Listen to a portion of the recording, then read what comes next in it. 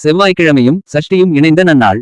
வெற்றிக்குமரனை வழிபட்டு அவனருள் பெறுவோம். எந்த வினையானாலும் கந்தன் அருள் இருந்தால் வந்த வழி ஓடும். அத்தனை சிறப்பு வாய்ந்த தமிழ் கடவுளான முருகப்பெருமானை நினைத்து மேற்கொள்ளும் முக்கிய விரதங்களுள் ஒன்று சஷ்டி விரதம்.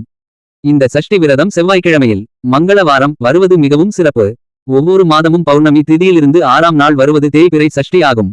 அமாவாசையை அடுத்து வரும் சஷ்டியை சுக்லபட்ச சஷ்டி வளர்பிறை சஷ்டி என்றும், பௌர்ணமியை அடுத்து வரும் சஷ்டி கிருஷ்ணபட்ச சஷ்டி தேய்பிறை சஷ்டி என்றும் அழைக்கப்படுகிறது.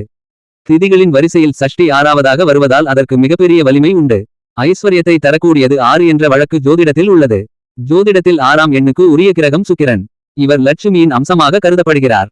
சஷ்டி விரதம் வாழ்க்கையில் நமக்கு எந்த துன்பம் வந்தாலும் சரி, அந்த துன்பத்தில் இருந்து வெளிவருவதற்கு தேவையான மன தைரியத்தை கொடுக்கக்கூடிய வழிபாடுதான் முருகப்பெருமானின் வழிபாடு.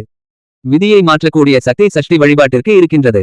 உங்களுக்கு திருமணம் நடக்கவில்லையா? ஒவ்வொரு மாதமும் வரக்கூடிய சஷ்டி திதி அன்று முருகப்பெருமான் கோவிலுக்கு சென்று முல்லைப்பூ அல்லது செவ்வரளி பூ மாலை சூட்டி 2 நெய் தீபங்களை ஏற்றி முருகப்பெருமானை வழிபாடு செய்துவர நல்ல மனவாழ்க்கை அமையும்.